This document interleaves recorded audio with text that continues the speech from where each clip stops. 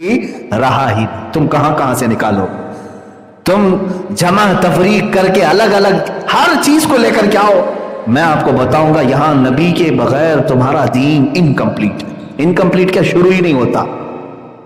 اب مجھے شریعت کا ایک مسئلہ بتائیں. آپ سے میں گزارش کروں گا, یہ بڑی ذمہ داری کی بات ہے. لا الہ الا اللہ یہ کلمہ ہے نا, اللہ کے سوا کوئی معبود نہیں. اگر آپ نے اتنا کہا تو یہ اتنا کلمہ جو ہے شیطان بھی اقرار کرتا ہے. شیطان ابلیس لعین اس نے بھی اس چیز کا اقرار کیا ہے, اللہ کے سوا کوئی معبود نہیں. شروع میں تو اس کا یہ بھی عقیدہ تھا. بات اس کی کہاں سے نکلی؟ آدم علیہ السلام سے. نبی سے اختلاف ہوا تو کلمے میں اسی لیے جوڑا گیا جب تک تم محمد الرسول اللہ نہیں کہو گے پورے مسلمان ہو ہی نہیں سکتے. اگر تم نے صرف کلمہ توحید یعنی صرف لا الہ الا اللہ کہا تو مسلمان نہیں. جب تک دوسرا جملہ نہیں کہو گے, محمد الرسول اللہ نہیں کہو گے. یہیں سے پتا چلا کہ رسول کی حاجت کس قدر ہے دین میں. اسی لیے میرے عزیزو, اللہ کے نبی نے یوں ہی نہیں فرمایا لا یؤمن احدکم حتی اکون احب الیہ من والدہ وولدہ والناس اجمعین. حضور نے فرمایا تم میں سے اس وقت تک کوئی مومن نہیں ہو سکتا جب تک کہ وہ مجھ سے اپنے والدین, اپنی اولاد اور تمام انسانوں سے زیادہ محبت نہ کرے. اپنی جان سے زیادہ محبت جب تک نہیں کرو گے حضور سے, کامل مومن نہیں بن پاؤ, کامل مومن نہیں ہے. اسی لیے اقبال نے کہا بمصطفیٰ برساں خیش کے دی ہماؤس, اپنے آپ کو رسول تک پہنچا دو. یہی اصل دین ہے, یہی اصل دین ہے. انہیں جانا انہیں مانا, نہ رکھا غیر سے کام, للہ الحمد میں دنیا سے مسلمان کہنا. ایک اعلیٰ حضرت بریلوی کا یہ شعر ہے, فرماتے ہیں جو مسلمان یہ عقیدہ رکھ لیا پھر کہ گلی گلی تباہ ٹھوکریں سب کی کھائی کیوں, دل کو جو عقل دے خدا تیری گلی سے جائے کیوں. پھر سمجھ لو ایمان کی مٹھاس کو پہنچ گیا, رسول کریم صلی اللہ تعالی علیہ وسلم کی ذات تک پہنچ گیا. اب میرے عزیزوں میں آتا ہوں تفسیر کی طرف. اس آیت میں اللہ تعالیٰ جب یہ فرما رہا ہے جس نے رسول کی اطاعت کی, گویا کہ اس نے اللہ کی اطاعت کی. رسول کا حکم مانا تو گویا کہ اللہ کا حکم مانا. رسول آئے ہی ہیں بندوں کو رب سے ملانے کے لیے. وہ جو کہیں اسے مان لو اور جس چیز سے وہ منع کرے اس سے رک جاؤ.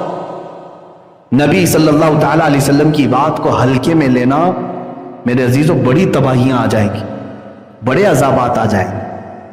رسول پاک صلی اللہ تعالی علیہ وسلم کی بات کو اگر کسی نے ہلکے میں لیا تو اللہ نے اس پر عتاب نازل کر دیا. عتاب قرآن پاک میں اسی لیے تو اللہ تعالیٰ نے جو احکامات بیان کیے, نبی کے آداب تو دیکھو قرآن میں. سورہ حجرات میں رب تعالیٰ فرماتا ہے اے ایمان والو نبی کی آواز پر اپنی آوازیں بلند مت کرو. جب رسول پاک کے دربار میں ہو خاموش, آواز تک بلند مت کرنا. یہاں تک کہ ایک صحابی کان سے کم سنتے تھے, وہ زور سے بولتے تھے, ان کے متعلق یہ آیت نازل ہوئی اور اللہ نے فرمایا تمہارے سارے اعمال ختم ہو جائیں گے, تمہیں پتہ بھی نہیں چلے گا. ان تحبط اعمالکم وانتم لا تشعرون. پھر اللہ نے یہاں تک بیان فرمایا اگر کوئی میرے نبی کے حجرے کے پاس آئے, کمرے کے پاس, اور حضور اندر ہیں تو تمہیں کیا کرنا چاہیے؟ بلانا چاہیے, پکارنا چاہیے. اللہ فرماتا ہے ان الذین ینادونک من وراء الحجرات اکثرهم لا یعقلون. جو لوگ نبی کے حجرے کے باہر کھڑے ہو کر کے نبی کو آواز دیتے ہیں وہ بے عقل لوگ ہیں. اللہ فرماتا بے عقل ہیں ان میں سے اکثر. کیا کریں پھر؟ اللہ فرماتا وَلَوْ أَنَّهُمْ صَبَرُوا حَتَّى تَخْرُجَ إِلَيْهِ. انہیں چاہیے کہ وہ صبر سے کھڑے رہیں, میرا نبی خود باہر آ جائے گا, رسول خود آ جائیں گے. تو انہیں نام لے کر پکارنے تک کی اللہ نے ممانعت فرما دی. بے ادبی ہے یہ, بے ادبی ہے. اب اندازہ کرو کہ قرآن نے اتنا ادب میرے نبی کا سکھایا ہے, اتنا ادب سکھایا ہے. یہ ذات جب تک تم اپنی زندگی میں حضور کی ذات کو امپورٹنٹ نہیں سمجھو گے اس وقت تک تمہیں ایمانی حلاوت شیرینی ملے گی بھی نہیں. ایمانی جو لذت ہے وہ نہیں مل پائے گی. اور قرآن میں جو دعویٰ ہے کہ تم گھبراؤ مت, پریشان مت ہو, تم سب سے زیادہ بلند رہو گے, اللہ نے یہ وعدہ کیا ہے. تم کامیاب رہو گے. لیکن شرط کیا رکھی؟ ان کنتم مؤمنین، اگر تم سچے غلام نبی بن جاؤ، ایمان والے ہو جاؤ. ایمان وہی ہے کہ جب تک نبی سے اپنی جان سے زیادہ محبت نہیں کرے گا کامل مومن نہیں ہوگا. اب حالات ہمارے ایسے ہی ہیں، ہم نے چھوٹی چھوٹی چیزوں کے لیے تو ضد پکڑ لی ہے، اپنے کاموں کے لیے تو ہم مر مٹنے کو بھی تیار. نہیں دیکھا کتنے سوسائڈ ہوئے، کتنے آتم ہتیا ہوئے. ایک لڑکی کی محبت میں کوئی لڑکا پھانسی لگا لیا، کبھی لڑکے کی محبت میں لڑکی زہر کھا کر مر گئی. مجازی عشق و محبت میں تم تو جانیں ختم کر رہے ہو، ایک دوسرے کے قتل پر بھی آمادہ ہیں لوگ.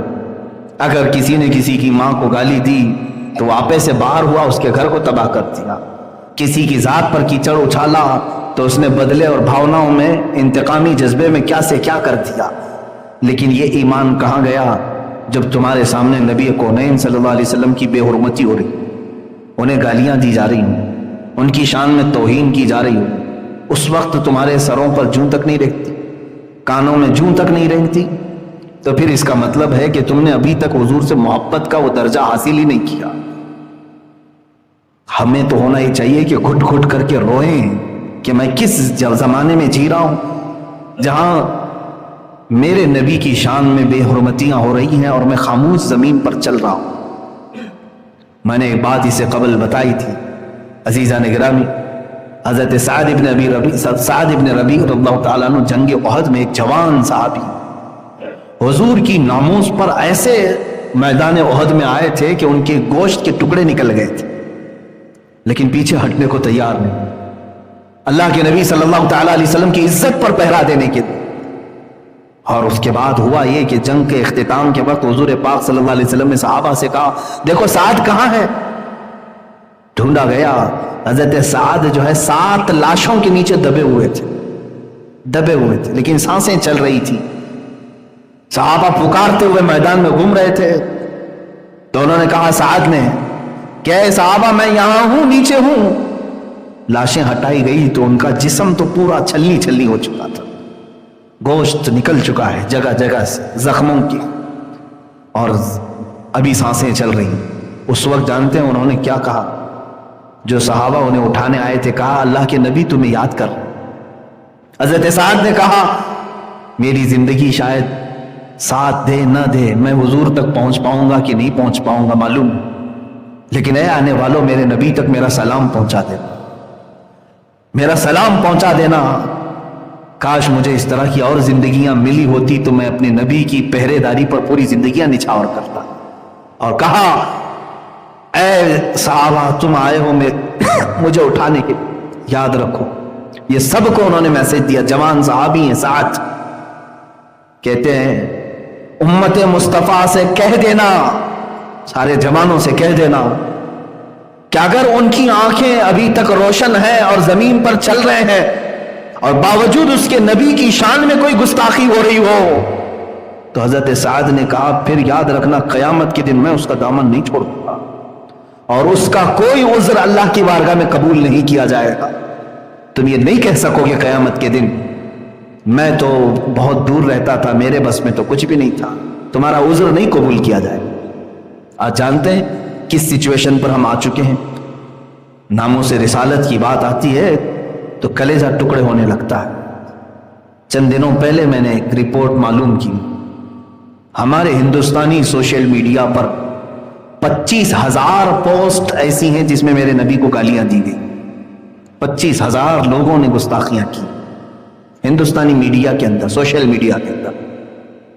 کیا ہم میں سے کوئی ایسا ذمہ دار عاشق رسول ہے جس نے ایکشن لیا، سائبر کرائم میں جا کر کے اس کی کمپلینٹ کی؟ الحمدللہ ہم کر رہے ہیں جہاں تک میری طاقت ہے. میں جس تحریک سے جڑا ہوں اس کی ذمہ داری کے اعتبار سے تحریک فروغ اسلام لیگل پینل کے ذریعے سے جو ہو سکتا ہے ہم کر رہے ہیں. لیکن میرے عزیزوں کیا یہ تم سب کی ذمہ داری نہیں تھی؟ تمہارے دل چھلنی ہو جانا چاہیے تھا. مجھے گالیاں دیں تو برداشت کر لیں، آپ کو اگر کوئی کوسے تو برداشت کر لیں، لیکن دین کی جڑ اور اساس میرے نبی کی ذات ہے. اس کو اگر کوئی ہلا رہا ہے تو سمجھ لینا ابھی چھت گرنے والی ہے. یاد رکھنا کہ اگر کوئی پینٹ اکھاڑ رہا ہے تو اسے معاف کیا جا سکتا ہے، اگر کوئی دیوار میں کھرچن مار رہا ہے تو معاف کیا جا سکتا ہے، لیکن اگر کوئی یہاں کے پلر ہلانے لگے تو کیا اسے تم چھوڑ دو گے؟ اور اگر تم نے چھوڑ دیا تو اس کا مطلب ہے کہ یہ چھت تم سب کے سروں پر گرنے والی ہے۔ یہی ہو رہا ہے، دین کے مضبوط پلر، بلکہ اسی پر پورا دین قائم ہے، وہ میرے نبی کی ذات ہے، اور آج اس کو ہلانے کی کوشش کی جا رہی ہے۔ اور اگر تم نے خاموشی اختیار کی تو سمجھ لینا کہ آسمان سے جو عذاب آئے گا اس میں سب پیسے جائیں گے، سب پیسے جائیں گے۔ امام مالک رحمۃ اللہ تعالی علیہ نے بہت پہلے یہ فرمایا، جب نبی کی شان میں توہین ہو اور امت خاموش رہے تو انہوں نے فرمایا کہ امت کے لیے صرف میں اتنا کہہ سکتا ہوں کہ اب اسے زمین میں جینے کا کوئی حق نہیں، زمین پھٹ جائے اور سب اندر چلے جائیں۔ ہم تو اس پوزیشن میں آج جی رہے ہیں۔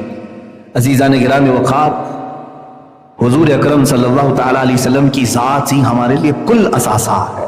ہماری زندگی کا نصب العین یہی ہو کہ اگر نبی کونین صلی اللہ تعالی علیہ وسلم راضی ہوئے تو اللہ بھی راضی، اور اگر وہ ناراض ہیں کسی سے تو ایک بات طے سمجھ لینا، پھر اللہ رب العزت اس کی بخشش ہرگز نہیں کرے گا، اس کی بخشش ہرگز نہیں کرے۔ یہاں تک کہ آپ کو میں بتا دوں، ایک شخص مدینے کا منافق تھا، دل میں حضور کا بغض رکھتا تھا، عداوت رکھتا، مر گیا۔ یہ وہ زمانہ ہے جب ابھی منافقین کی نماز جنازہ پڑھنے کی ممانعت نہیں آئی تھی، ابھی منع نہیں تھا۔ رسول کریم صلی اللہ تعالی علیہ وسلم خود جنازے میں گئے، نماز پڑھایا، اپنے ہاتھوں سے قبر میں اتارا، اور اس کے بعد دفن بھی کیا۔ جانتے ہیں اللہ نے آیت نازل فرمائی، اے رسول آپ اس کے لیے 70 بار بھی مغفرت کی دعا کریں تو اللہ اسے نہیں معاف کرے گا، اس لیے کہ دل میں آپ کی دشمنی رکھتا تھا۔ استغفر لهم او لا تستغفر لهم ان تستغفر لهم 70 مرہ فلن يغفر اللہ لهم۔ اللہ فرماتا آپ ان کی مغفرت کی دعا کریں یا نہ کریں، اور رسول اگر آپ 70 بار بھی ان کے لیے مغفرت کی دعا کریں اللہ انہیں نہیں معاف کرے گا، اس لیے کہ آپ کی دشمنی پالے ہوئے تھے۔ اور اس کے بعد سے اللہ نے حکم فرما دیا، وَلَا تُصَلِّ عَلَىٰ أَحَدٍ مِّنْهُمْ مَاتَ أَبَدًا وَلَا تَقُمْ عَلَىٰ قَبْرِهِ۔ اے رسول ان منافقین میں سے جب کبھی کوئی مرے تو اب نہ اس کی جنازہ پڑھیں اور نہ اس کی قبر تک جائیں۔ دیکھیں جلال خداوندی تو دیکھیں، جلال خداوندی تو دیکھیں۔ اللہ تبارک و تعالیٰ اپنے حقوق تو معاف کرتا ہے، جو اس کے حقوق تلف کیا، شراب پیا ہے، زنا کیا ہے، چوری کیا ہے، جوا کھیلا ہے، بہت سارے گناہ کیا ہے، لیکن رب تعالیٰ فرماتا ہے میں فضل کرنے پر آؤں تو سب کو معاف کرتا ہوں، بڑے بڑے گنہگاروں کو معاف کرتا، لیکن گستاخ رسول کے متعلق نہ، اللہ فرماتا ہے نہیں، اسے معاف نہیں کیا جائے گا، اسے معاف نہیں کیا جائے گا۔ اسی لیے اسلامی حکومت میں بھی گستاخ رسول کی صرف ایک ہی سزا ہے، اس کا سر جدا کر دیا جائے، قتل۔ اسلامی حکومت میں یہ سزا ہے، اسی لیے کہ وہ پلر ہلا رہا ہے۔ نبی کی شان میں اگر کسی نے کہا، آپ کو یہ میں بتا دوں کہ اگر کوئی پاگل بھی کہہ دے تو اسے بھی مارا جائے گا۔ دوسرے اوقات میں آپ کو مسئلے کی نوعیت بتا دوں، کسی کا دماغ سلامت نہیں ہے، اگر اول فول بکتا ہے، اللہ رب العزت کی بارگاہ میں کچھ بھی کہہ رہا ہے تو بسا اوقات ایسا کہا جائے گا کہ وہ عقل سے پیدل ہے، اس کی عقل نہیں، اس پر احکام نہیں ہے، چھوڑ دیا جائے گا۔ لیکن اگر پاگل بھی نبی کی شان میں کچھ کہے گا تو اسے نہیں چھوڑا جائے گا، اتنا سخت حکم ہے۔ اس لیے کہ یہ بنیاد ہے، یہ بنیاد ہے رسول پاک کی ذات، سارا دین یہی سے ہے، اسے تم ہلانے کی کوشش کرو گے سب ہل جائے گا، سب ہل جائے گا۔ میاں تم کہاں کہاں چھٹکارا حاصل کرو، یہاں صبح سے لے کر شام عشاء تک تمہیں نبی کی ذات کو سننا ہی پڑے گا۔ نمازوں پہ بلا رہا ہے مؤذن تو ان کے نام کا تذکرہ آئے گا ضرور، بلکہ کوئی نماز ایسی نہیں ہے جس میں نبی پر درود نہ بھیجا گیا۔ کون سی نماز ہے مجھے بتا دیں، کوئی نماز ہے؟ آپ اتحیات پڑھیں گے تو اس میں کہیں گے السلام علیکم ایھا النبی، ہاں بچ جاتی ہے بغیر اتحیات والی ایک نماز، نماز جنازہ۔ لیکن نماز جنازہ میں بھی پہلی تکبیر میں ثنا، دوسری تکبیر میں اس نماز کو بھی نہیں چھوڑا گیا، نبی کے بغیر کوئی نماز بھی نہیں۔ اور امام شافعی رحمۃ اللہ تعالی علیہ تو فرماتے ہیں جس نماز میں رسول پاک پر درود نہیں بھیجا گیا ان کے نزدیک تو نماز ہوگی ہی نہیں. فقہ حنفی میں اگر درود ابراہیمی نہیں پڑھا تو نماز تو ہو جائے گی، مکروہ تحریمی نماز تو ہو جائے گی، لیکن شافعی مذہب میں ہوگی ہی نہیں، نماز باطل ہے اس کی نماز. اور پھر آپ کو میں یہ بتا دوں، اگر کوئی شافعی ہیں، میں اس کا اہتمام کرتا ہوں اپنی اس مسجد میں الحمدللہ، ان کے مسائل ہیں، میں اگرچہ حنفی امام ہوں، اگر میرے پیچھے کوئی شافعی مقتدی ہے، اقتداء کر رہا ہے، تو اس کے لیے باریک مسئلہ ہے. کیونکہ اکثر آپ حنفی اماموں کو دیکھیں گے جمعہ کا خطبہ دے رہے ہیں، پورا خطبہ جو گزرتا ہے، پورا خطبہ جو درود خطبہ رضویہ ہم پڑھتے ہیں، اس میں حضور پاک صلی اللہ تعالی علیہ وسلم پر درود بھیجنا تو ہے ہی، ہم بھی درود بھیجتے ہیں، خطبہ رضویہ میں بھی درود بھیجتے ہیں. ایک مفتی صاحب نے مجھے اس سوال کے طور پر کہا تھا، اس کے بعد سے میں اس کا اہتمام کرتا ہوں. جب دوسرا خطبہ ہم پڑھتے ہیں جمعہ کا، اس میں ہم یہ کہتے ہیں الحمدللہ نحمده ونستعینه ونستغفره ونؤمن به ونتوکل علیہ ونعوذ باللہ من شرور انفسنا ومن سیئات اعمالنا من يهده الله فلا مضل له ومن يضلله فلا هادي له ونشهد ان لا اله الا الله وحده لا شريك له ونشهد ان سيدنا محمدا عبده ورسوله. یہاں تک یہ حمد اور خطبہ ہو گیا دوسرے خطبے کے شروع میں. اس کے بعد ہم درود پڑھتے ہیں، وصلی اللہ تعالی علیہ وعلی آلہ واصحابہ اجمعین وبارک وسلم ابدا، یہ درود ہے. توجہ چاہتا ہوں، اتنا اگر درود پڑھ کر کے کوئی امام حنفی خطبہ پڑھا لیا تو شافعی آدمی کی نماز جمعہ نہیں ہوگی. اس کے لیے خطبے میں شرط ہے، شافعی میں، فقہ شافعی میں، جب درود پڑھے تو نبی کا نام لے کر کے پڑھے، صلی اللہ تعالی علی سیدنا محمد وعلی آلہ واصحابہ اجمعین وبارک وسلم ابدا. نام اگر اس طرح پڑھا صلی اللہ تعالی علیہ وعلی آلہ وصحبہ وسلم، درود تو یہ بھی ہے، ان پر درود ہو، ہم نے حضور کی طرف اشارہ کیا، درود تو یہ بھی ہے. ہمارے حنفی فقہ میں خطبے میں اتنا درود پڑھا جاتا ہے، لیکن شافعی مذہب میں باریکی یہ ہے کہ اگر لفظ محمد نہیں کہا تو ان کے ہاں خطبہ ہی کمپلیٹ نہیں ہوا. آپ اندازہ کریں حضور پاک صلی اللہ تعالی علیہ وسلم کی ذات اور نام کا اہتمام کس قدر ہے. اگر خطبے میں نہ آئے تو خطبہ کمپلیٹ نہیں، جمعہ ہی نہیں ہوا پھر. اور الحمدللہ میں اس کا اہتمام کرتا ہوں، خطبے میں جب بھی درود پڑھتے ہیں تو حضور کے نام کے ساتھ میں پڑھتا ہوں، اس لیے کہ نام کے ساتھ پڑھیں تو میری بھی نماز ہوگی، شافعی کی بھی نماز ہو جائے، حنفی کی بھی ہو جائے، شافعی کی بھی ہو جائے. عزیزان گرامی اوقات، حضور اکرم صلی اللہ تعالی علیہ وسلم کی ذات پاک نہ جمعہ سے تم خارج کر پاؤ گے، نہ جنازے کی نماز سے نکال پاؤ، نہ اپنی 5 وقتہ نمازوں سے نکال پاؤ گے. پھر بات کہاں چلتی ہے؟ چلو مر گئے، قبر میں جانے کے بعد منکر نکیر وہاں بھی نہیں چھوڑ رہے. آخری سوال اس سے یہی کہہ رہے ما کنت تقول فی حق هذا الرجل، یہی سوال میں اکثر پھنس بھی جائیں گے. 2 سوال تو کامن ہے، من ربک ما دینک، تیرا رب کون ہے، تیرا دین کیا ہے. وہ اکثر لوگ بول دیں گے میرا رب اللہ ہے، میرا دین اسلام ہے. حضور کی طرف دکھا کر کے پھر منکر نکیر پوچھیں گے ان کے بارے میں تو کیا کہتا تھا. تو جو کہتا ہے دین کو رسول کی حاجت نہیں ہے، وہ کیا کہہ دے گا قبر میں نہیں جانتا ان کو. تب پھر قیامت تک پڑیں گے کوڑے تمہارے اوپر. کہنا پڑے گا کہ یہ محمد اللہ کے رسول ہیں، تمہیں قبر میں بھی چھٹی نہیں ہے نبی کی ذات سے. بلکہ ہم تو الحمدللہ اہل سنت و جماعت، تو ہمارا عقیدہ تو یہ ہے کہ ہم مرتے ہی ہیں حضور کو دیکھنے کے لیے. حضور پاک صلی اللہ تعالی علیہ وسلم کی بارگاہ میں پہنچنا ہے، اس لیے موت بھی ہے ہمارے.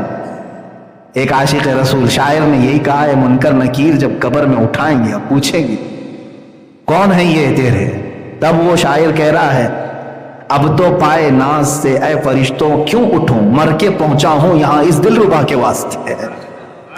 پوری زندگی تڑپتا رہا ان کو دیکھنے کے لیے، زیارت نہیں ہوئی، دیدار نہیں ہوا، مر گیا ہوں، اب آ کر پہنچا ہوں، اب ان کے قدموں سے نہ اٹھاؤ مجھے. اللہ اکبر. میرے عزیزو، ایک سنی صحیح العقیدہ مسلمان کا جو عقیدہ ہے الحمدللہ وہ عشق رسول کے ارد گرد گھوم رہا ہے۔ جو یہ کہے نبی کی حاجت نہیں، اس سے تم اپنا دامن نکال لو، تم دور ہو جاؤ۔ اسی لیے بہت سادہ سا ہے اصول دوستی اپنا، جو ان سے بیگانہ ہو وہ اپنا ہو نہیں سکتا۔ یہ سمجھ کر کے چلیں، یہ اصول پر چلیں۔ بہت سادہ سا ہے اصول دوستی اپنا۔ ہم دوست کس کو بناتے ہیں؟ بہت سادہ سا ہے اصول دوستی اپنا، جو ان سے بیگانہ ہو وہ اپنا ہو نہیں سکتا، جو ان سے بیگانہ ہو وہ اپنا ہو نہیں سکتا۔ یہی اصول بنا کر کے چلو۔ جس کا نبی کے متعلق ذرا برابر شک کا عقیدہ ہے، اس سے میرا کوئی تعلق نہیں، چاہے وہ میرا سگا بھائی ہو، میرا باپ ہو، یا میرا بیٹا ہو، یا میرا بھائی ہو۔ جو ان سے ناآشنا ہو وہ اپنا ہو نہیں سکتا۔ یہی صحابہ اکرام کا عقیدہ بھی رہا ہے۔ سیدنا ابو بکر صدیق رضی اللہ تعالیٰ عنہ کے متعلق تو دیکھیں، ان کے بیٹے جنگ بدر میں سامنے سے آئے تھے کافروں کی طرف سے، ایمان لائے نہیں تھے۔ حضرت ابو بکر صدیق بعد میں جب وہ ان کے بیٹے ایمان لائے تو کہتے ہیں ایک دن دسترخوان پر بیٹھ کر کے، ابا آپ کو معلوم ہے جنگ بدر میں آپ مسلمانوں کی طرف سے تھے، میں مکہ والوں کی طرف سے، کافروں کی طرف، 3 بار آپ میری تلوار کے نیچے آ گئے تھے، باپ تھے میں نے چھوڑ دیا۔ حضرت ابو بکر صدیق کہتے ہیں اگر تو ایک بار بھی میری تلوار کے نیچے آتا تو مار ڈالتا، میں یہ نہیں دیکھتا کہ میرا بیٹا آیا ہے، بلکہ دشمن رسول سمجھ کر مارتا۔ یہ ایمان تھا صدیق اکبر کا۔ دی ہما اوست، سارا دین رسول کی ذات ہے، ان سے جو بیگانہ ہو وہ اپنا ہو نہیں سکتا۔ اس اصول کو لے کر چلو میرے عزیزو، آج کی زمانے میں ضرورت ہے۔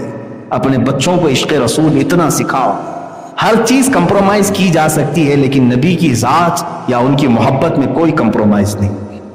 انشاءاللہ العزیز ایک وقت آئے گا جب میں یہ مہم چھیڑوں گا انشاءاللہ۔ ہم اگرچہ ہندوستان میں رہ رہے ہوں، بھارت میں رہ رہے ہوں، میجورٹی جس کی بھی ہو، لیکن ہم مسلمان یہ قانون پاس کرانے کی ضرور کوشش کریں گے کہ بھارت میں رہتے ہوئے کبھی کوئی حضور پاک کی شان میں گستاخی نہ کرے۔ ہم اس قانون کے لیے تگ و دو کریں گے۔ پارلیمنٹ میں تم بہت سارے بل پاس کرتے ہو، اور اگر یہ قانون پاس کرنے کے لیے مجھ جیسوں کی جان کی ضرورت ہے تو میں پیش کرنے کو تیار ہوں۔ میرے 100 ٹکڑے کر لو اے حکومت ہند، ایک قانون ایسا پاس کر دو کہ رہتی دنیا تک ہندوستان میں کبھی محمد عربی صلی اللہ علیہ وسلم کی شان میں کوئی نہیں بھونک سکے گا، اور اگر کسی نے گستاخی کیا تو اس کو سخت ترین سزا دی جائے گی۔ یہ قانون ہونا چاہیے کہ نہیں ہونا چاہیے؟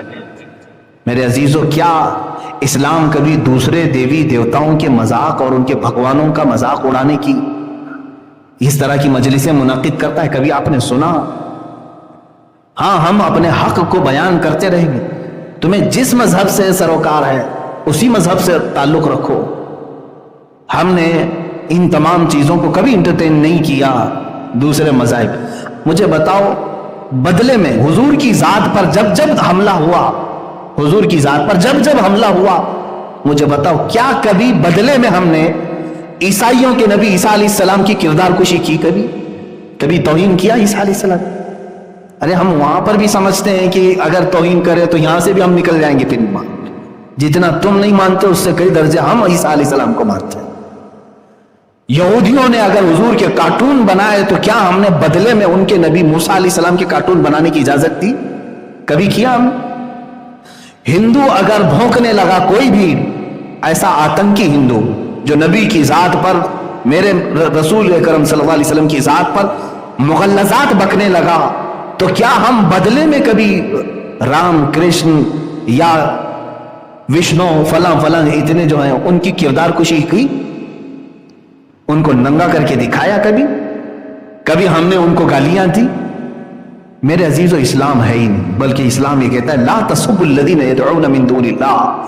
اللہ نے یہاں تک فرمایا تم ان لوگوں کو گالی ہی مت دو جو اللہ کو نہیں مانتے، گالی مت دو۔ کیا ہوگا؟ فَيَسُبُّ اللَّهَ عَدْوًا بِغَيْرِ عِلْمٍ، اس لیے کہ پھر وہ پلٹ کر کے تمہارے اللہ کو گالیاں دینے لگیں گے۔ ہم تو شروع کرتے ہی نہیں، کہیں پر شروع کرتے ہی نہیں۔ ہاں، ایک بات یاد رکھ لیں، جواب ہم کسی کی گستاخی کا، اگر تم نے میرے نبی کی شان میں گستاخی کی تو بدلے میں ہم تمہارے کسی دیوی دیوتا کی گستاخی کر کے بدلہ نہیں لیں گے۔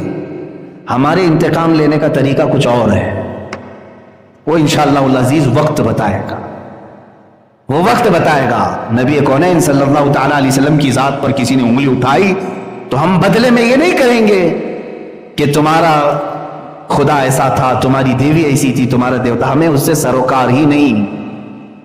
ہم چھیڑ چھاڑ دیوی دیوتاؤں سے نہیں کرنا چاہتے ہیں، اس لیے کہ ہم عقل رکھتے ہیں۔ اگر ایک ہندو نبی کونین صلی اللہ علیہ وسلم کی شان میں اگر گستاخی کیا تو میں پلٹ کر کے اس کے بھگوان کو گالی دوں گا، تو کروڑوں ہندو اور بھی تو ہیں جو خاموش تھے۔ کروڑوں ہندوؤں کے خدا کو میں کیوں گالی دوں؟ ایک نے کیا ہے نا، میں اس سے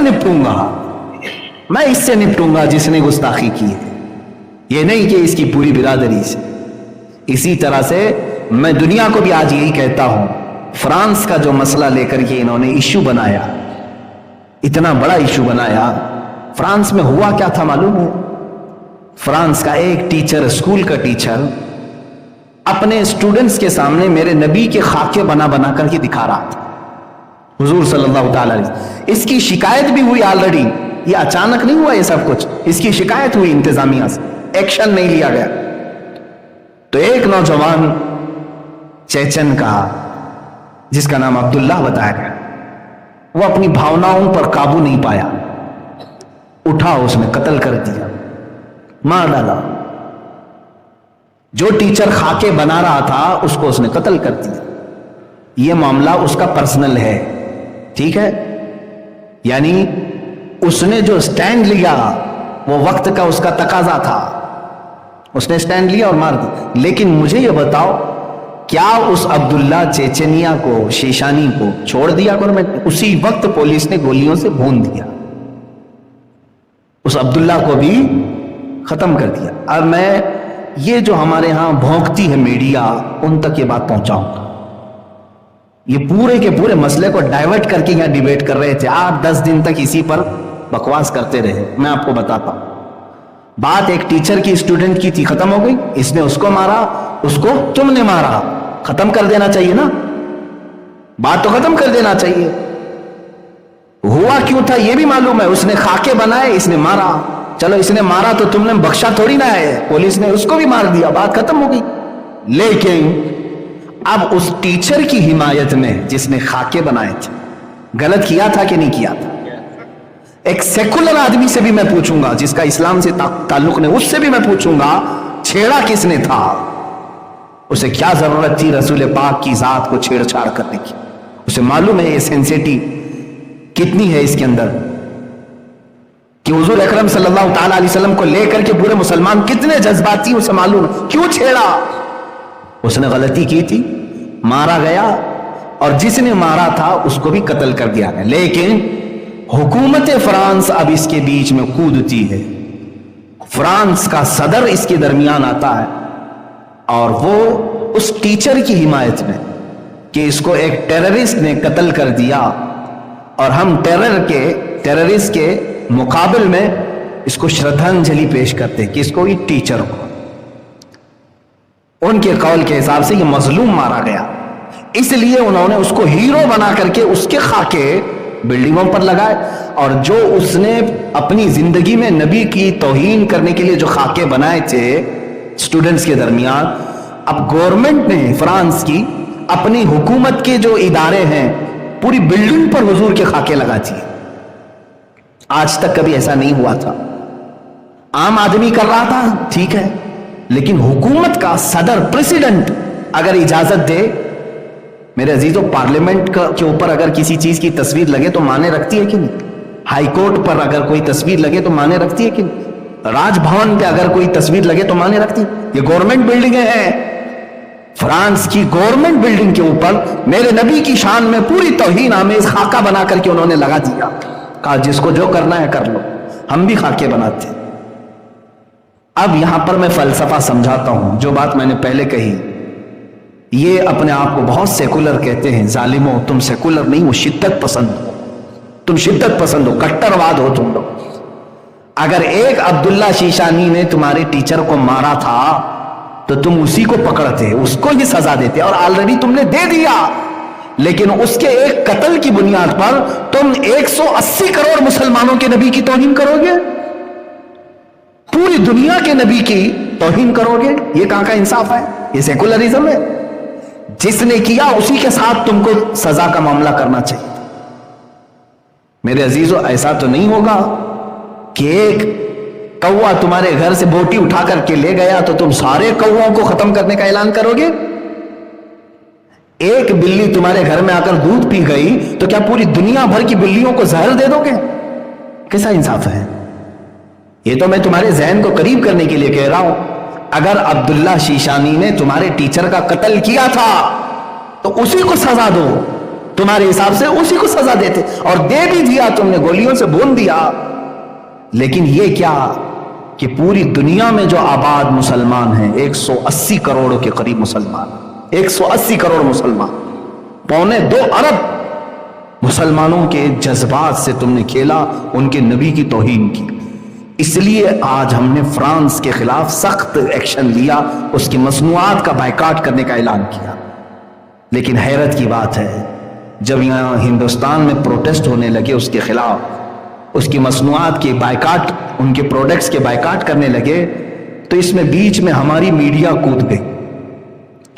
اور پھر حیرت کی بات یہ ہے کہ ہمارے پرائم منسٹر کی طرف سے ٹویٹ ہوا کہ ہم فرانس کے ساتھ کھڑے۔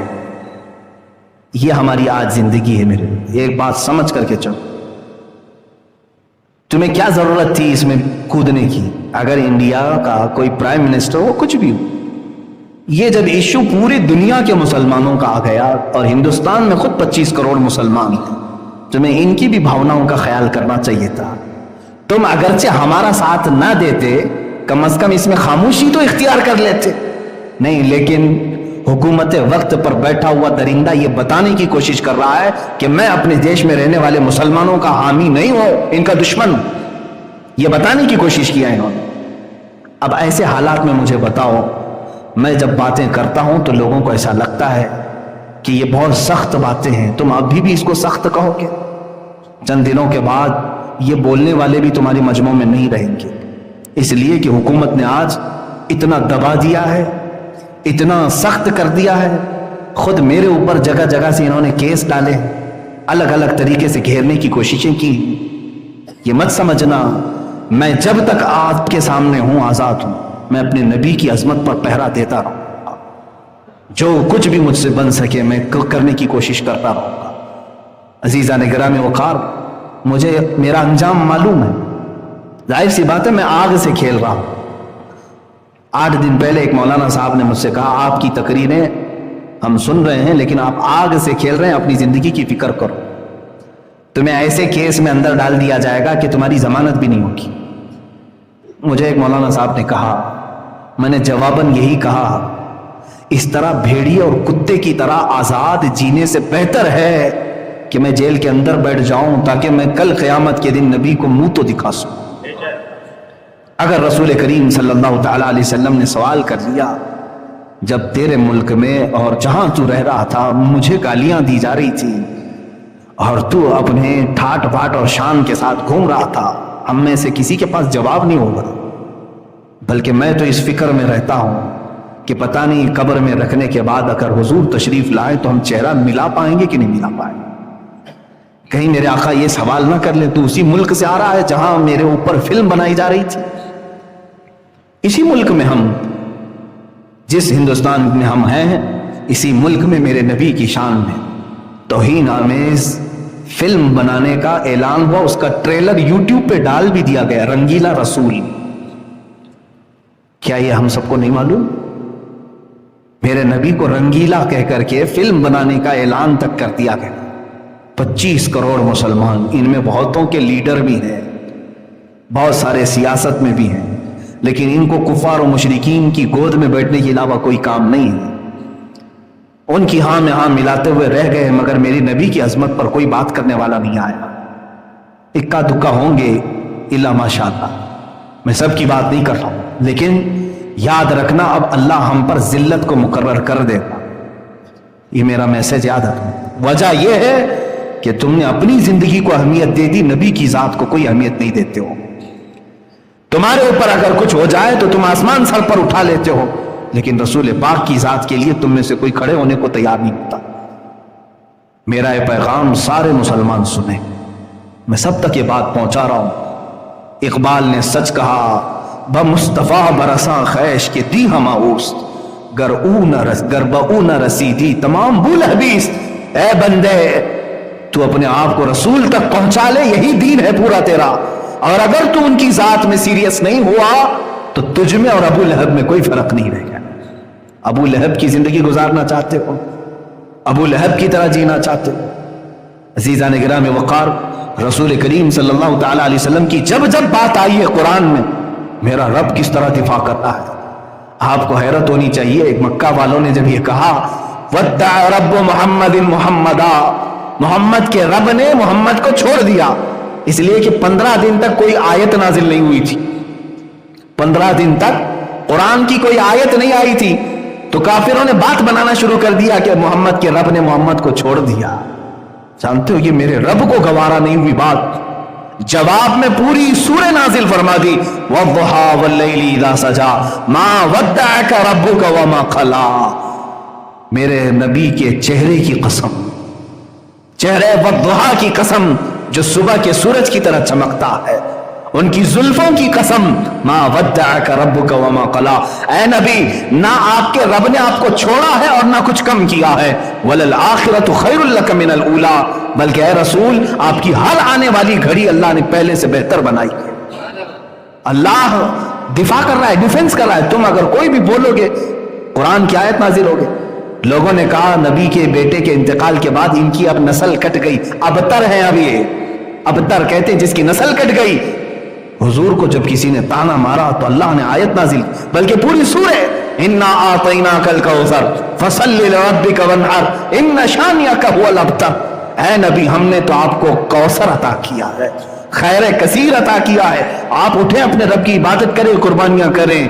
اور آپ کو جس نے دشمن نے کہا کٹی ہوئی نسل، اللہ فرماتا ہے ان شانئک هو الابتر، اے محبوب آپ کا دشمن کٹی ہوئی نسل کا ہے، آپ نہیں۔ اور میرے مولا نے سچ فرمایا، پوری دنیا کے خطے میں گھوم کر کے دیکھ لو، ہر علاقے میں سادات کہیں نہ کہیں نظر آئی جائیں گے، میرے نبی کی آل ہر جگہ ہے۔ لیکن بتاؤ ابو لہب کا بیٹا کہاں ہے آج؟ اس کی اولاد کہاں ہے جس نے کہا تھا حضور کو کہ ان کی نسل کٹ گئی؟ جب جب میرے نبی کونین صلی اللہ علیہ وسلم پر کسی نے انگلی اٹھائی، اللہ تعالیٰ نے فوراً آیت نازل کر دی۔ ابو لہب نے کہا تھا حضور نے جب سب کو جمع کیا، کہا میں اللہ کا آخری رسول ہوں، اللہ ایک ہے، تم سب یہ بتوں کو چھوڑ دو۔ اس نے کھڑے ہو کر کے کہا تھا تبن لک یا محمد، اے محمد تمہارے ہاتھ برباد ہو جائے، معاذ اللہ، کیا تم نے اس لیے ہم کو جمع کیا؟ یہ کہہ کر کے نکلا، پہلی گالی دیا تھا اس نے حضور کو۔ اس وقت تک کسی نے بھی برے جملے نہیں کہے تھے، کیونکہ 40 سال تک حضور کے اخلاق پر کوئی بات کرنے والا نہیں تھا۔ پہلی مرتبہ ابو لہب نے جب یہ کہا تبن لک یا محمد، معاذ اللہ رب العالمین، اے محمد تمہارے ہاتھ خراب ہو جائیں، فلاں ہو جائیں، معاذ اللہ۔ جانتے ہو رب تعالیٰ خاموش نہیں، اللہ نے پوری سورہ نازل کر دی، تبت یدا ابی لہب وتب، ابو لہب کے دونوں ہاتھ برباد ہو جائیں، ہمیشہ کے لیے تہس نہس ہو جائیں، اور پوری سورہ اس کی مذمت میں نازل کر دی۔ ایک بار ابو لہب نے میرے نبی سے کہا ہوگا، لیکن رب نے قرآن میں اتار کر کے کروڑوں مسلمانوں کی زبان سے اس کی مذمت کرائی، اور قیامت تک کرتے رہیں گے، جب جب تبت یدا پڑھتے رہیں گے ابو لہب پر لعنت ہوتی رہے گی۔ یہ میرے نبی کی عظمت کو قرآن نے یوں کہا ہے، جب کبھی کوئی گالی دے اللہ رب العزت ڈیفنس میں آ گیا، رب تبارک و تعالیٰ دفاع میں آ گیا۔ ایک بات یاد رکھنا، جو نبی کی عزت اور عظمت پر پہرا دینے کے لیے کھڑا ہوتا ہے وہ اپنے رب کی سنت پر کھڑا ہو رہا ہے، وہ اپنے مولا کی سنت پر آ رہا ہے کہ اللہ تعالیٰ گوارا نہیں کرتا اپنے نبی کی شان میں توہین، میں تو امتی ہوں کیسے برداشت کروں۔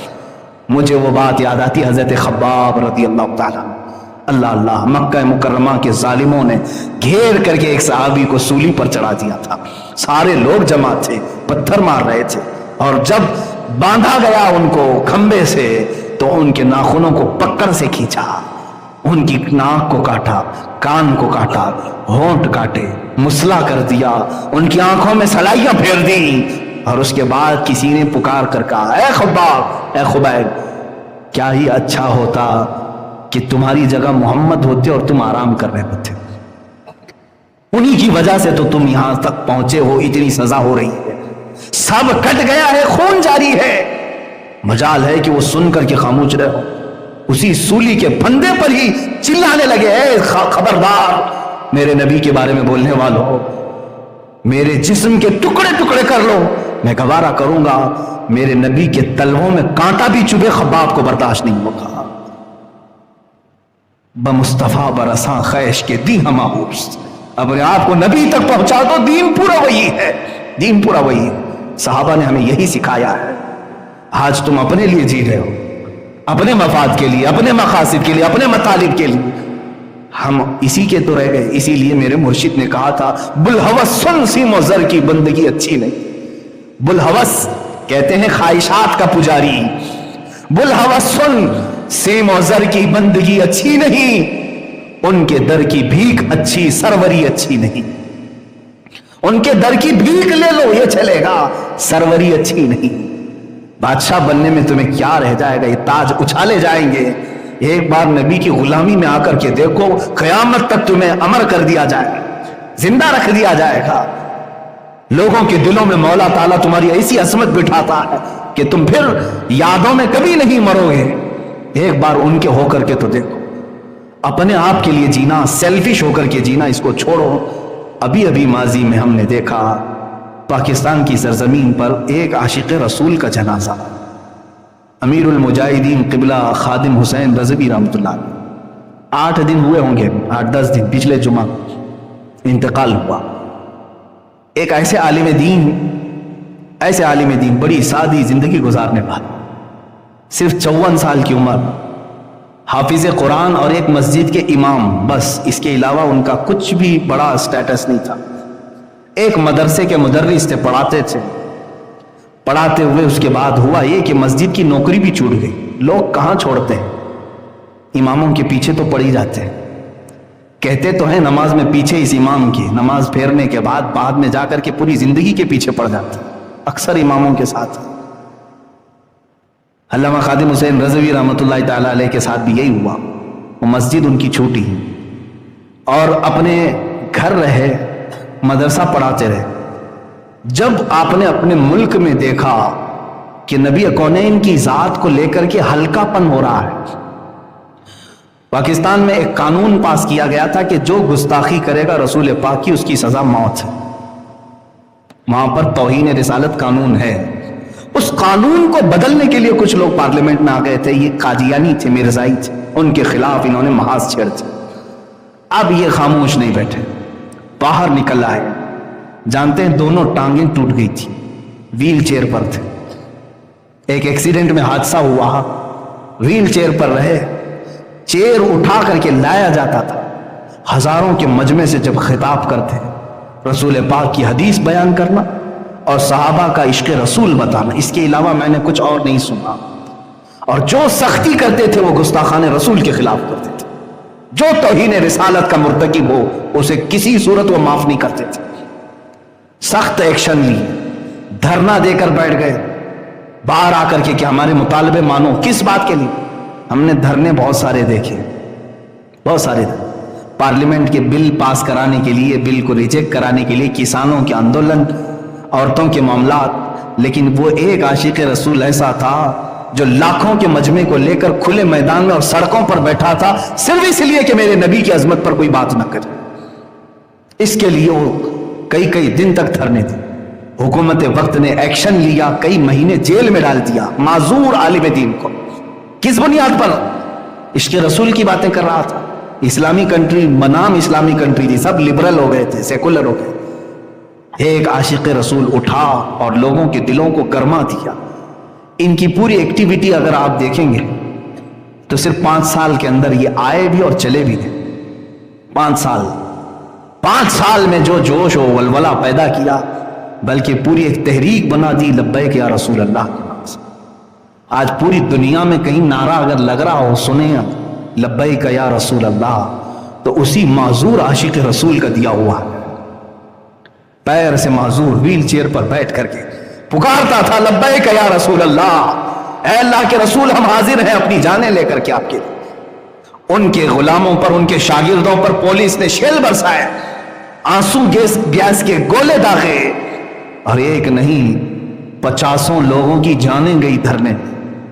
ये नबी की अजमत के लिए फिर भी डटा रहा। जानते हैं आखिरी वक्त, ये 8 दिन पहले 104 डिग्री बुखार है और नवंबर की ठंडियां हैं। सख्त ठंडी में भी पतली सी चादर लेकर के व्हील चेयर पर वो मैदान में आ गए।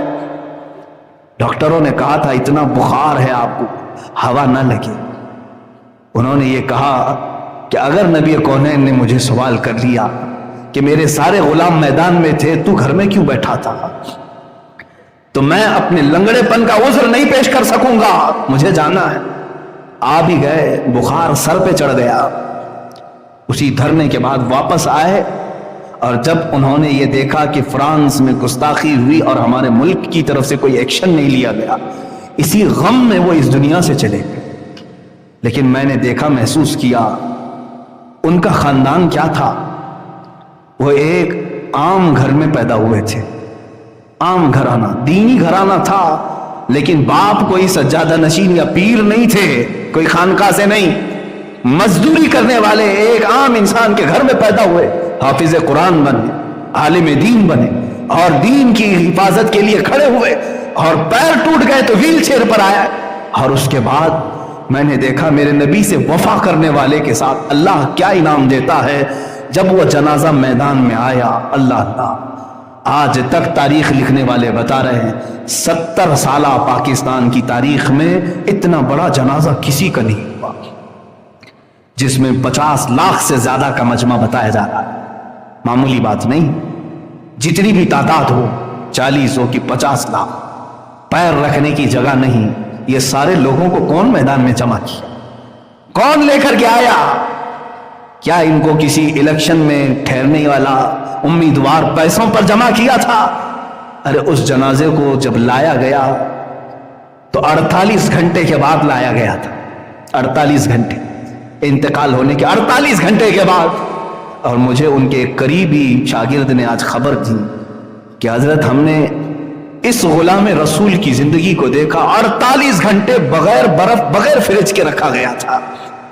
और जब जनाजा लेकर के हम उठे, 48 घंटे तक न हमने नाक में रुई रखी, न कानों में रुई रखी थी। कोई भी इंतकाल कर जाए तो नाक और कान इसलिए बंद करते हैं कि हवा अंदर जाती है, पेट फूल जाता है, जिस्म फूल जाता है।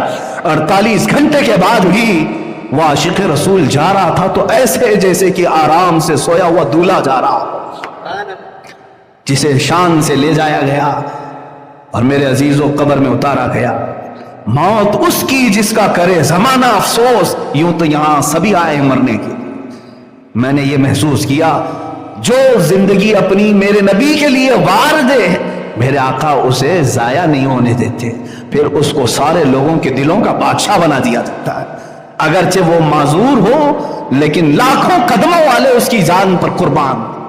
बड़े बड़े पीर, बड़े बड़े आस्थाने वहां तक नहीं पहुंच सके जो एक आशिक रसूल खड़ा हुआ था अपनी माजूरी में। अजीजान गिरामी वखात, मैं फिर इसी बात पर अपना इख्तिताम करता हूं। इकबाल ने सच कहा, बमुस्तफा बरसा खैश के दी हम आउस, अपने आप को रसूल तक पहुंचा दो कि दीन पूरा यही है। अगर बउन रसीदी तमाम अबू लहबी, अगर उन तक तुम नहीं पहुंच सके तो तुझ में और अबू लहब में कुछ फर्क नहीं रहेगा। आज जो हालात हमारे हैं, अबू लहब की तरह जीने के लिए हम तैयार हो गए।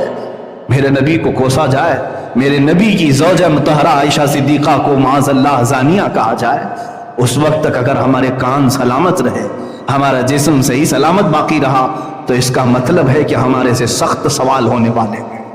तैयार रहना, किसी का उज़्र कबूल नहीं किया जाएगा, हत्ता कि मेरा भी, मैं अपने लिए भी कह रहा हूं, उज़्र नहीं कबूल करेगा रब ताला। अगर तुम ये कहो कि मौला मैं मजबूर था, मैं कमजोर था, तो रसूल पाक तुम्हें बता देंगे, मैं तो तुझ तक दीन पहुंचाने के लिए अपने नन्हे बच्चे भी कुर्बान कर दी। तुम अगर ये कहोगे कि अल्लाह मैं बूढ़ा था, मैं कुछ कर नहीं सकता था, रसूल पाक, ये पूरा बयान मैं कर रहा हूं अभी फिलहाल, यही खादिम हुसैन ने कहा था। अगर तुम में से कोई बूढ़ा ये कह दे कि मैं तो कमजोर था, तो रसूल पाक तुम्हारे सामने अमीर हमजा के बुढ़ापे को पेश कर दे, अमीर हमजा को पेश कर दे, जो 60 साल की उम्र में उहद में आया, سینہ چاک کر کے ان کا کلیجہ چبایا گیا رسول پاک کے سامنے۔ حضور کا سگے چچا تھے، سگے چچا۔ حضور اگر کہہ دیں کہ میں نے وہ سب دیکھ لیا، تو اپنے گھر میں آرام سے سو رہا تھا۔ اگر تم یہ کہو میں تو مزدور تھا، میں کیا کر سکتا، میرے آقا بلال حبشی کو سامنے کر دیں گے، یہ تو غلام تھا، میرا نام لیتا تو اسے مارا جاتا تھا، اس کی پیٹھ گل گئی تھی، تو کون سا بہانہ پیش کرے گا، تم کون سا بہانہ کرو گے؟ عورتوں کے لیے بھی معاملات آئیں گے، تو اگر عورتیں یہ کہہ دیں کہ ہمارے پاس کوئی راستہ ہی نہیں تھا آپ کی عزت پر پہرا دینے کا، میرے نبی اس وقت حضرت سیدہ سمیہ کو پیش کرتے ہیں۔ ایک یہ بھی خاتون ہے جس کی عمر بڑھاپے کو پہنچ گئی ہے، کافروں نے صرف اس کو مارا کیوں تھا؟ اس لیے کہ نبی کی بات کرتی تھی، حضور اکرم صلی اللہ علیہ وسلم کی محبت کی بات کرتی تھی۔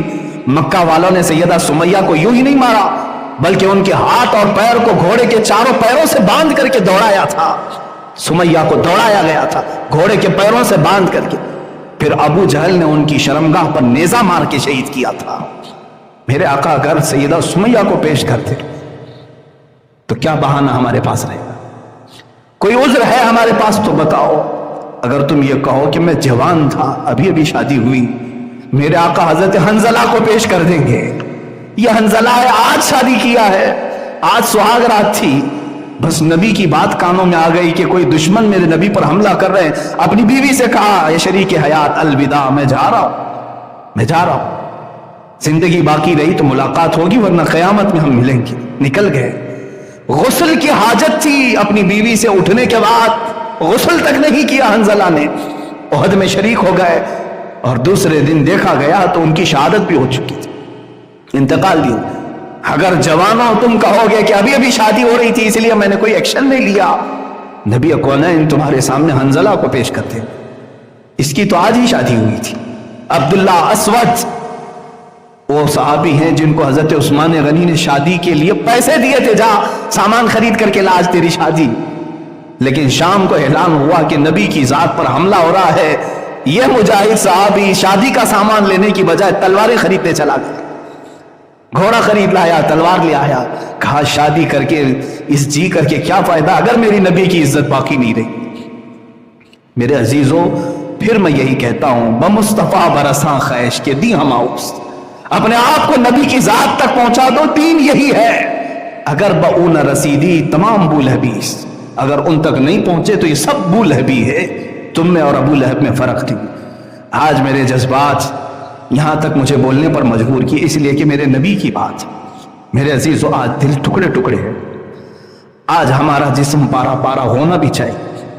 مجھے امام غزالی کی وہ بات یاد آتی، انتظار کرو اے مسلمان، تمہارے نبی کی عظمت پر جب حملے ہوں اور تم خاموش گھروں میں بیٹھے رہو، چند دن اور انتظار کر لینا، سڑکوں پر تمہاری ماں اور بہنوں کو نیلام کیا جائے گا، بیچا جائے گا اور تم کچھ نہیں کر سکو گے، تمہارے بچے تمہارے سامنے مارے جائیں گے اور تم کچھ نہیں کر سکتے۔